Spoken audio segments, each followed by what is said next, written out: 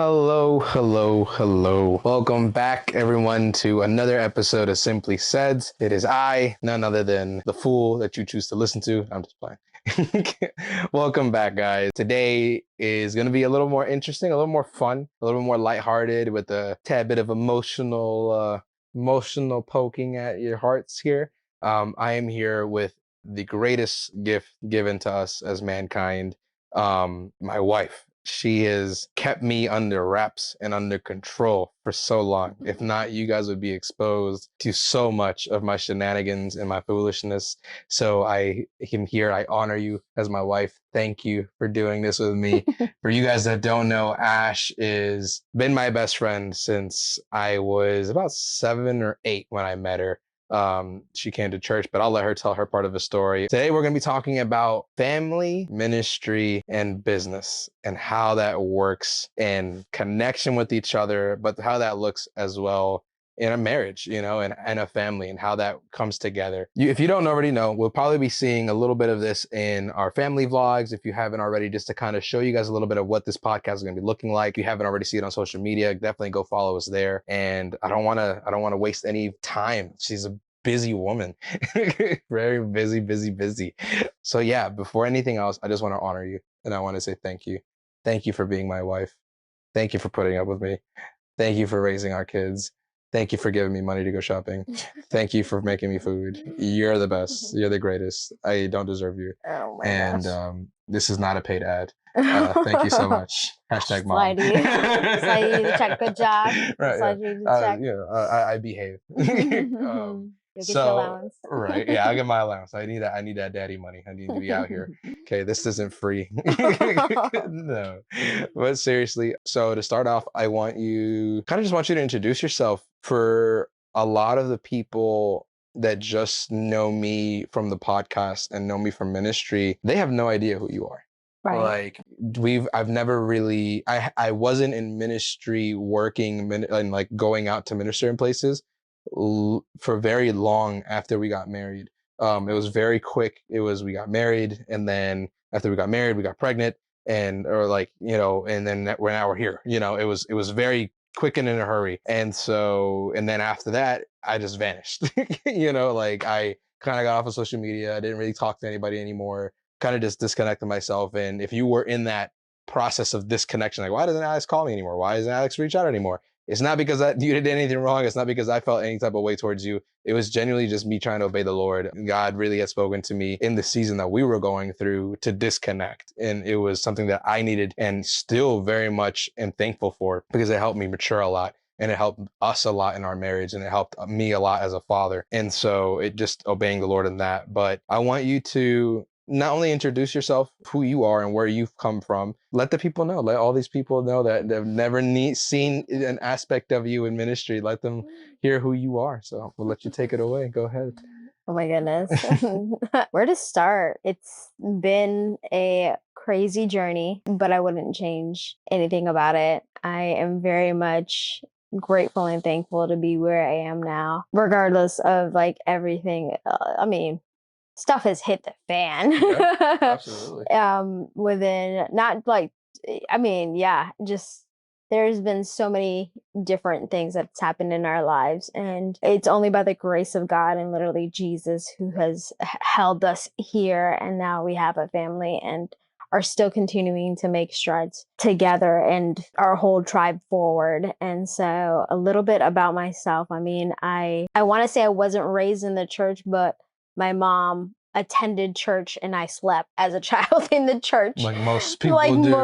most kids do. Most church kids, yeah. But honestly, my walk with Christ didn't really start until I was 14, and that's when we met. And that was the church that I was just closed off, didn't want much to do with any Jesus or God or anything. I was in my zone. And that's when, a couple of services after, really God snatched my curiosity with His Holy Spirit and really started to minister to a lot of past trauma that I was dealing with that had just kept suppressing. And so if it wasn't for the timing of God with the mix of my spiritual mom and just all of the layers that God was like preparing my life for, I would not be the woman I am today. I would not be the person I am. I honestly, all the life experiences have molded me. And so it is just by the grace of God that I'm here today. So I am a servant first, a helper, a mom, a wife. Yes, a quote unquote businesswoman, but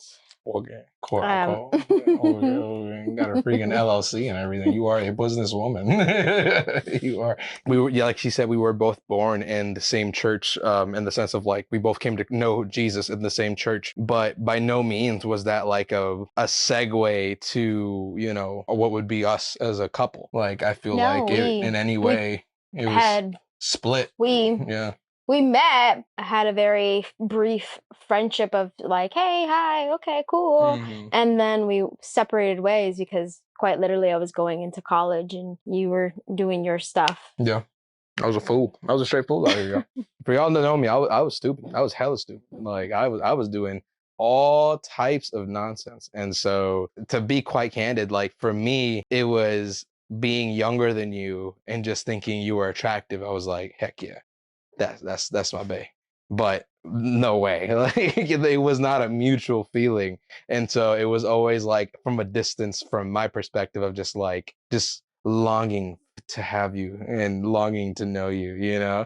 And just that was the biggest thing for me. For the And podcast listeners, I'm rolling my eyes. yeah, but it was definitely a experience to meet Jesus on our own time. And I feel like that's a really big thing that if you're single and you're listening to this, or you're maybe considering a relationship or you're looking for a relationship, being in Christ, for me, relationships wasn't a priority because I had had my fill of it and the world, you know. And I'm not saying that you need to be unsaved and go like to experience. Don't do that. Don't do that. Avoid that at all costs. For me, it was that, and I had my past, and I was just an idiot. And when I came to Christ, like, and I was born again, I was so infatuated and so in love with knowing the Lord and just getting closer and almost like making up for lost time, because I was like, I don't want to lose what I just got, and that was my salvation, and that was the joy of my salvation, and just being passionate about Jesus. And so I looked up to you so much as a role model and so much as just a mentor, because I was just like, man, like she out here praying, and Ash is an intercessor, y'all. Like she can pray her butt off. I've seen this woman cast out demons. I've seen this woman fast, the most worst of types of fast. I have seen her talk to the Lord. I have been rebuked. Okay. So I had this ginormous respect for you as the woman of God that you were not only are, but were becoming at the time. And just seeing how you were navigating your life, and in a lot of ways, it was always surprising to me to hear from you, like, or like just pray for you, and then the Lord speak about struggles that you're having. Because in my mind, you had it all together. You were Right. perfect. I was like, you know, she might as well just die and go to heaven. Like she had nothing left to do. It was like it was easy for me to get envious at seeing how close and how intimate you were with Jesus. And so when it came to terms to relationships, this is gonna sound very prideful, but I don't mean it in a very prideful way. But there wasn't a lot of people, or like people that I was attracted to, that were as in love with Jesus as I was in love with Jesus. Mm. Like it was like there were people there that obviously loved the Lord. I'm not gonna say they didn't. They loved the Lord. They wanted to be faithful. And even in my relationships, we tried to be faithful to the Lord. But you know, the flesh is weak and mistakes happen. And it was more so like, I'm not there yet. And I would be like, well, I want to be there. I want to be with Jesus. Like, I don't want to be wrong with Jesus. And so I was so passionate of being faithful to the Lord that I did get to my breaking point. I was like, yo, I'm done. Like, I'm done dating. Like, I'd much rather be safe in my salvation than to be looking for a person to have relations with, or having someone to talk to or cuddle with. Like that, at this point, I'm disinterested. I don't want it anymore. And that's where God really started to work in me. And then sure enough, here you come. And it was like the Lord's timing just orchestrated it all. Yeah, quite literally. I mean, we were both in a place. I was in a similar place where I was just like, I'm done trying to find my future husband. I was writing in my journal too. You know, I was done seeking after a man when I was clearly not getting the answers from God. And so I was just like, I just guess need to just work on myself. Yeah. I'm gonna swear off men and just swear off relationships and stuff like that. And then quite literally we linked back up, and it was quite the timing where it was just like, Yeah. where did this come from? And you know what's crazy? Like, it's something that I feel like we don't ever really talk about enough is that, like, genuinely, y'all, we were not in any way looking for a relationship. Like, like I said, I looked at Ash as a mentor, as a role model, as of to what holiness looked like. And I was like, yo, like, I respect her so much. And I would come to you for advice, and it would happen likewise. And we developed a very strong friendship in that. And I considered you one of my closest friends. And I was just like, when it comes to things that I was concerned about, I was like, hey, this is what's going on in my life. This really sucks. And it was very prominent in everything that we did. And then we started doing ministry work. And what I'm trying to get at is the intention to relationship wasn't there. It Right. was the intention to see more of Jesus Oh yeah. that really brought interest in you, but also kept me centered. Yeah. Like, this is not your average, like, girl. This is not just another female that you're like, that's interested in you, or you're interested in her. Like, no, this is a woman of God, and you're going to treat this with respect. Like, you're going to treat her as a person. You're not going to just treat her as like another person, like another girl that you're trying to, like, flirt with or get with. Like, it was very different. And different approach. You mean? absolutely. I didn't look at you like that, because that's not how I've ever seen you. And I think that God really had to work in my perspective. Like, he really had to work in me, because the problem was that a lot of times when looking for a relationship, or looking for, the one, or looking for that marriage, or, your soulmate or whatever, like, I feel like a lot of times either we have this false illusion of what that's going to look like, or our intent isn't in the right place, Yeah. and I feel like that's a lot of times is a big battle, especially for men. Like, for me and the people and the men that I know, and some of my friends that I know, sometimes the intent isn't really there where it needs to be, like, I need to get a wife so I don't feel convicted every time I go watch porn, or every time I look at another woman. Like, I don't want to feel convicted. I need to have some type of release. Or it's my, like, it's sadly to say, but my financial isn't good, so I need to get with somebody that can help me, in this financial situation. You see so many people that take marriage so It's like lightly. a transaction. Yeah, almost like, what am I going to get out of this marriage? What am I going to get out of this opportunity, or this this thing? And it's hurtful. It's super hurtful to see that in the body of Christ, especially, you see people not really taking seriously the promise and the covenant that is marriage. Like, for me growing up, like, obviously I don't know how it is for women, but like, for me as a man growing up, marriage was one of two things. It was, you're getting cuffed. Like, that means, like, you're off of the dating scene. You're done. Like, you're ball and chain. Essentially, you're tied down. No more looking at girls. No more going out and flirting. No more any of that. Or it is an escape. That was always the way marriage was portrayed to me. It was portrayed as, you're either going to get tied down, or it's the only way you'll get away from sin. It's the only way you'll be able to get away from your own flesh and your own fleshly desires, instead of being taught to control myself and then honoring the covenant that is marriage.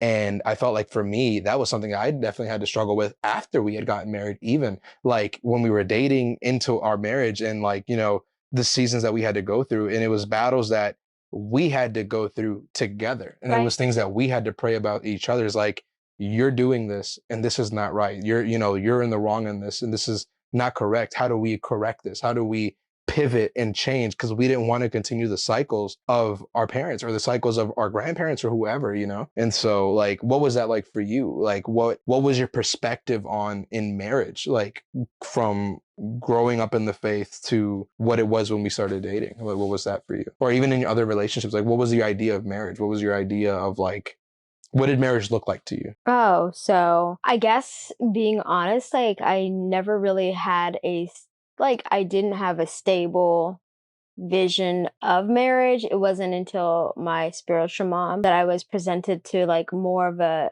different lifestyle of my own. And so my idea of marriage was to obviously care for the person, love the person I was going to be with, and like, ultimately my desires were to like ultimately have someone who had similar beliefs in me. So that was like we're going on the same pathway, going in the same direction essentially, and not against each other. And so I knew that my life was going to be doing life with that person, from parenting to trying to manage whatever adventures we were on to, and etc., in different lives or different areas of our lives and such. So I never had something in my mind that was like, this is exactly what I'm gonna look like when I get married and stuff. Yeah. I knew that I wanted to get married. I knew that I wanted to have kids, and I wanted to live my life with my family Yeah. and pursue our dreams and have the best for my family.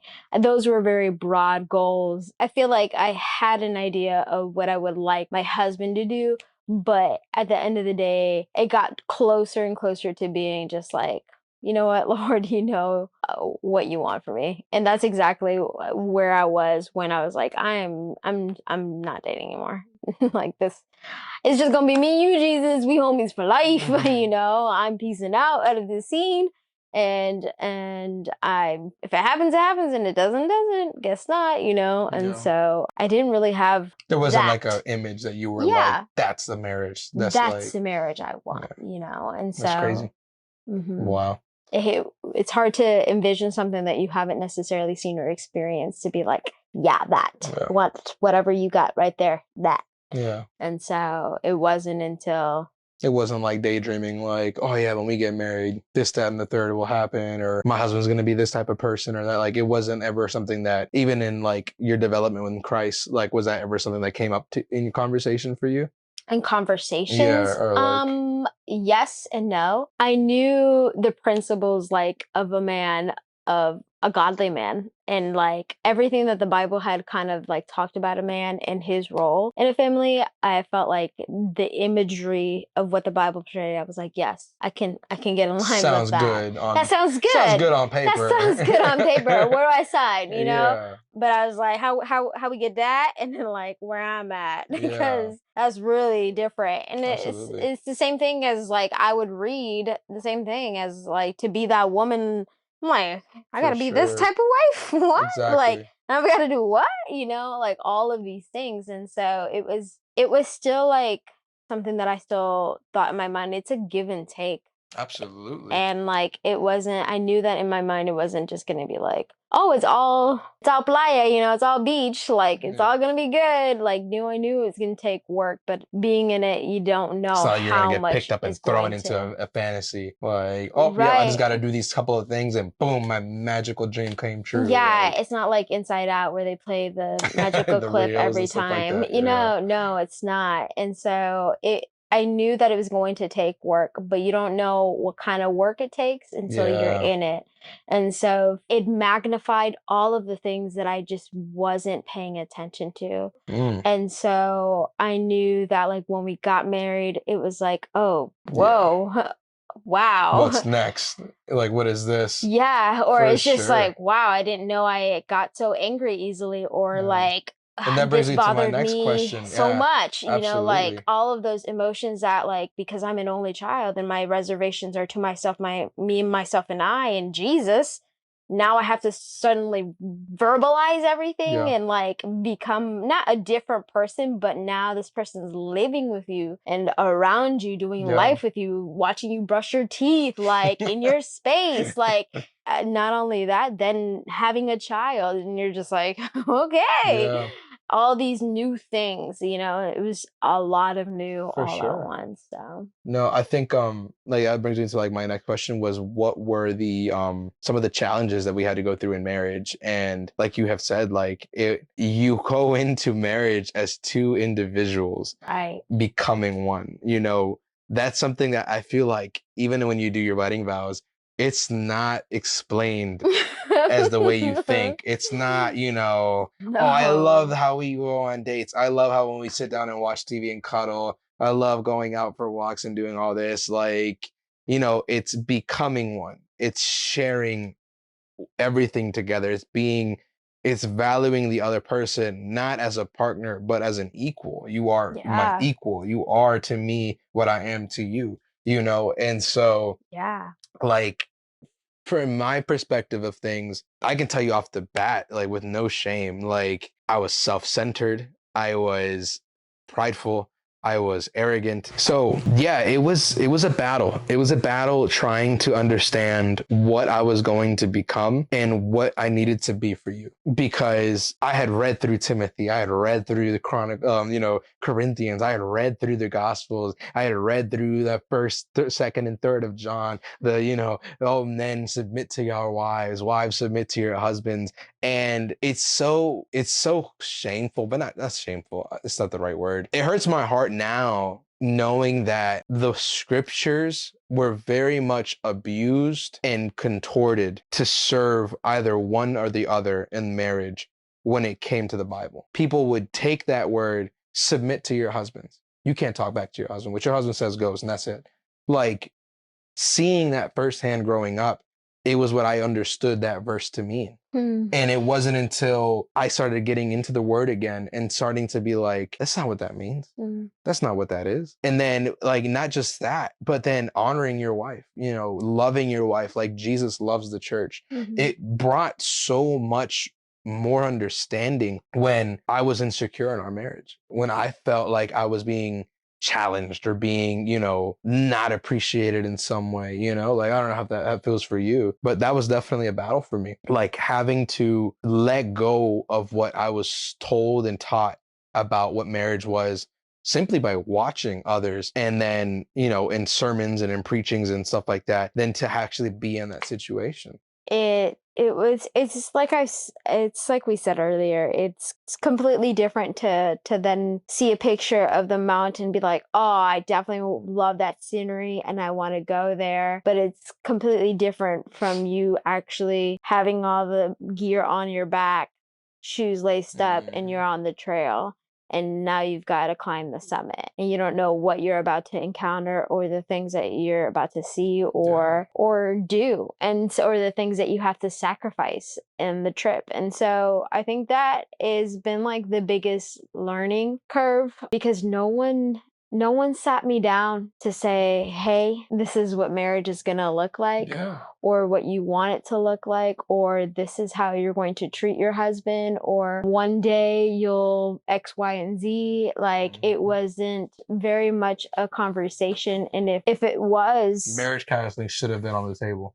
It should have been on the table. Yeah, marriage counseling should have been something we could have done. We could have done that. We could have slowed down just a little to do that. Just to knock it out. It was like we really went at it hard in terms of, like, we were determined to get married, and we got married. And that's not, that's not the type of people we were. Like, even now, I wouldn't consider ourselves, I've never been known as a slow person. I've always been known as, Alex, you rush things all the time. Yeah. You are go, go, go, go, go, go, never waiting. And so for me, for me now, even now, like, I can tell you a lot of the challenges that I did not expect. I was completely blindsided at the idea of pornography and how that was. I was uninterested in it all my life. And then come to get married, it becomes a thing that's prominent, not just in my day-to-day, but prominent all around me.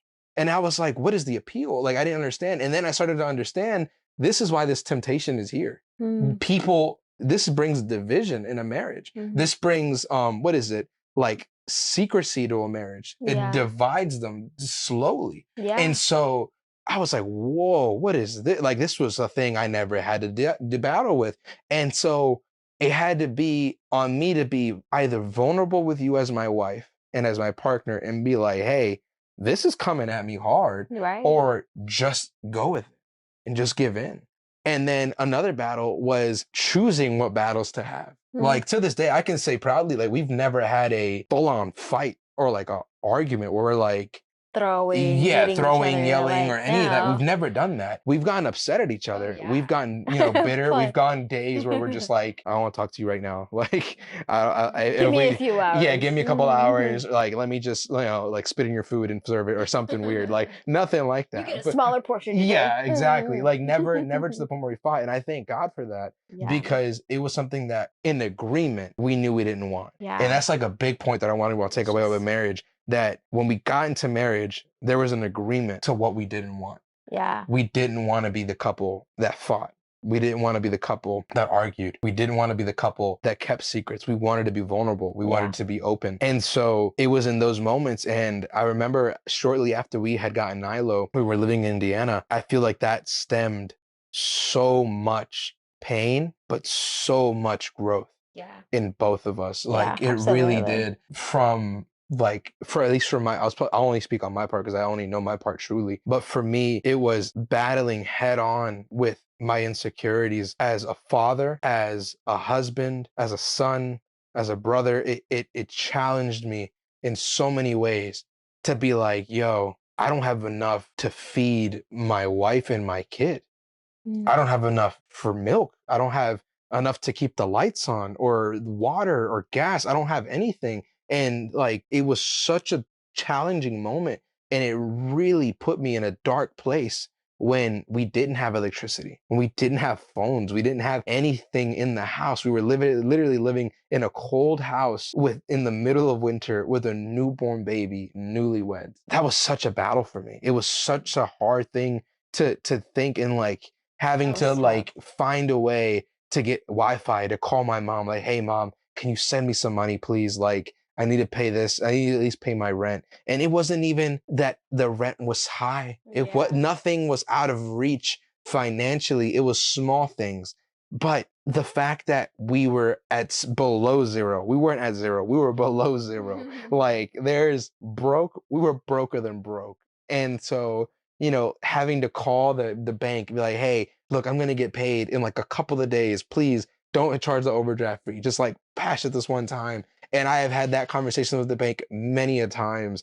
Having to swallow my pride and like, this is my challenge. This is my hurdle, man. Yeah. And it was so easy. And it was so easy to just slip into depression. And I was so depressed to be with the woman that I loved and my son, and to still feel so distant, to feel so alone, to feel so not worthy, not sufficient, not enough. I didn't feel like I was enough in anything I did. I was like, what is going on? And all I could remember was like, I'm here now. Where am I with Jesus? Did I lose him too? And I related it so much to Job, when Job lost it all, and he was just like, dang, I'm here. I have nothing. Like, I came in here with nothing. I'm leaving with nothing. And that journey in Indiana, it really humbled us, and it was a journey of like a lot of new things. Like, it was a lot of first for me in terms of just like I was dealing a lot with like postpartum loss, and so that was like, it felt like a long tunnel. It really did. And so having to deal with like a lot of those new things that like not only putting that pressure of just being like a new mom, like I have to do everything right. And then like everything, like it was just so hard because it was just like, I don't know what I'm doing. You don't know what we were doing. We both don't know what we're doing. And we're both kind of on edge, and we're both sleep deprived, and we're both broke, and we're both like trying to make this like stay afloat. And it was just hard. It was just hard. And it was even harder because like we knew we put ourselves in this situation, but we were happy but broke, but still like we were trying to find joy in the small things. Yes. And we were finding joy in the small things, but at the same time, like still being like, how are we navigating this? Like, how are we, like, where are we? And so, that was like a synopsis of what Indiana was for us, essentially. That's not even scratching the surface. No. Like, y'all, I won't ever forget it. Like, we had a community, a church that was there to help, that was there for us. But it was the shame. It was the shame, truly. Like, church in Indiana, God bless you guys, and I hope you guys are doing great. And you guys were there for us in those tough moments, in those tough seasons. And it was tougher for us to be open to y'all and to be open to getting help, to being helped. Like me as like, I was I was the bridge of connection. Like, you didn't know them. You didn't know anything about them. And so me being like, yeah, this is my wife. This is my kid. Like, I was like, I'm not going to put myself in this position where it's like, I'm struggling. Yeah, I need help. Like, it was my pride. It was literally my pride that was in the way of letting me ask for help. something as simple as asking for help, you know? And that was, And and that goes both ways because, like, honestly, how many times, like, it wasn't that we were like were able to receive food and get help, but we went through the process. we went through the process and such like that, Yeah. but we were still struggling in general. Like, it felt like Emotionally, we were still struggling, and we're still trying to stop feeling like we were tiptoeing across each other. And it didn't help that we were working late hours and sleep deprived, Yo, and so talking about a it just, newborn in a car full of newspapers, y'all, sleeping in the the Walmart parking lot, waiting until the next shift so we can just go back to work and do what we had to do. So many nights, just quiet nights. Nilo sitting in his car seat with his little playlist on, and you're folding the newspapers into the baggies, and I'm loading it into a basket, taking it to the car. And even then, just filling up the car as much as I could, going, knocking out half the route, coming back, picking up the rest, picking her up with the baby. And then, I won't forget, like, it was shortly after Valentine's Day. It was still really cold in Indiana, that I had just gotten probably like our third check after paying rent and some bills. I was like, I can't pay enough to get the power and the water cut back on, but I have enough to get a whole night for a hotel. And when I forget it, we went to the hotel room. I went to the front desk lady. I was like, hey, I know it's late. Is there any way you can charge us for just like 4 hours, 4 or 5 hours of the night? And then she just kind of, I feel like she knew that we were going through. And she was like, I got you. And she charged us like $50. And she gave us a bedroom that had a little jacuzzi tub inside of it. And first thing we did, we had no hot water, no gas at home. So first thing, got Nilo nice and naked, threw him in that hot tub with all of us. And we just all took a family bath. And we were like, yeah, this sucks. We slept way past the checkout time and then finally checked out and went right back to work. And it was tough, y'all. It was tough. And to get to the point that I was at, and the point where I was at mentally, when we moved back to Virginia to live with my parents, I was ready. I was ready. I was like, yo, I'm not gonna have a wife when I get back home. I'm gonna be single. This was a good run. A year and some change, like almost 2 years dating, and like barely a year being married. I was like, yep, it's been nice. It was cool while it lasted. I gotta get used to being a single dad. Like, I was ready, y'all. I was just so broken. And I was looking around, and I knew at that point social media was not helping. I was just like, man, I'm really about to be like a lot of the people around me, just single with a failed relationship and kids in the mix, or just broke and poor and homeless, or like everything that I was seeing on social media from friends from school, friends from other places, like everywhere. I was just ready to not have a good life anymore. And I just won't forget it. I was self-destructing at home by myself. And Ash had already been gone for about a week and a half. Yeah, about like a week and a half, about 2 weeks. And I had gotten to that point. I had gotten to that, like, this is it moment. And I won't forget it. I went to go pray, and I was cleaning the house, and I prayed, and I was like, Jesus, if this is all that there is, I'm done. I tap out. I give up. I'm good. Like, this sucks. And she doesn't deserve this. She does not deserve a husband like this. And he does not deserve a father like this. I was like, this is not how we need to live this life, Jesus. And I cried out to God. I wept. I have never wept like that in my life. And like any dad, turn off your phone. Turn off your phone. Just real gentle. Turn off your phone. I was like, okay, I turned off my phone. It's like, we're going to leave that off. I'm not going back to any social media. Turn it all off. I don't want you to go back there at all. Stay away. I was like, okay, all right. And that was it. Everything's going to be okay, son. I'm with you. I will not forsake you, for I know the plans. Like, nope, none of that. Just turn off your phone. You're not going back to social media. And I didn't understand. It took me years to understand. It took me disobeying, going back on social media for a brief moment, and then getting right back off, for him to explain to me the why. And it wasn't until years later, when we got into our Richmond house, that breakthrough came. It was years later, y'all. Like years later, we had already had Nilo, Lonnie, or we had just had Silas when we were at the Cedar House. Oh, we had just had Silas. He was like a little guy. He's a little baby. And that was when breakthrough came. So that's what, almost 3 years after the fact. After that Indiana experience, that breakthrough came. It taught me so much about myself and taught me so much about our marriage, that a marriage in Jesus, man, a marriage in Jesus is truly two people grasping onto the Lord and becoming one. It's not easy, y'all. It ain't easy. It ain't easy. And I imagine for you, like, that wasn't what was that like? And as per typical Simply Said series fashion, we leave it off with a cliffhanger. Come back next week and check out the rest of our story, or check out the next episode for the continuation of our adventures in Christ. And with that, stay blessed.